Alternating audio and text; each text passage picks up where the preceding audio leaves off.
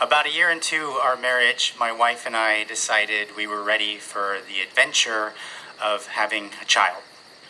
So we officially started trying, as they say. And 8 months later, bingo, my wife got pregnant. So I was very excited about the idea of becoming someone's dad, about being someone's tour guide on their journey through life.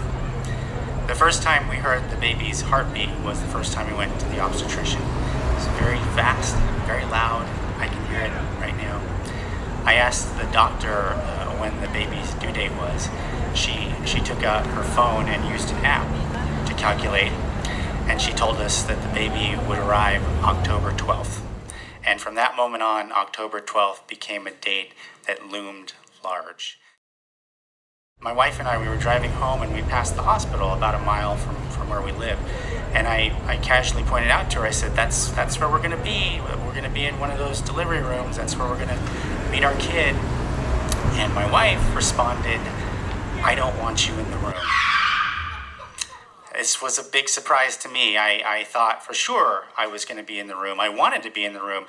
As far as I was concerned, being in the room was like greeting a relative when they arrive at the airport. "You're here, hooray!" When we got home, we talked about it some more. I asked her if she was sure, because I could hold her hand, I could cheer her on, I could say things like, "You're doing great, honey, keep up the good work." But she was adamant that this was her challenge to face on her own. It was hard to accept it, but I accepted it. And, there's a park, a small park on the grounds of the hospital. And I decided that the day that our child arrived, I would sit in that park on a bench. Maybe I would have a snack.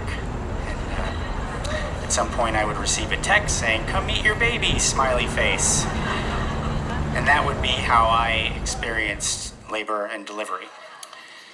And I pictured myself sitting on that bench on October 12th many, many times.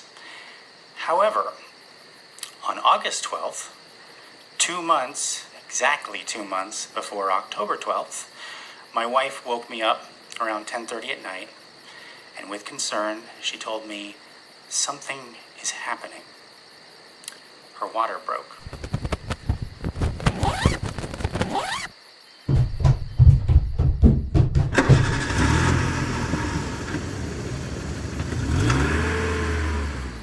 We got to the hospital in record time. We rushed to the security guard and asked him, "Where do people go when they have babies?" So my wife got admitted, and a nurse examined her, and the nurse told us that the baby wanted to arrive, but they would be able to delay the arrival by about a month. They wheeled in a cot for me. I lied down in it, and next thing I knew, my wife's contractions began. And all of a sudden, my cot is being wheeled out. The on-call doctor also rushed in, examines my wife, and declares, "The baby is coming. Do you have any questions?"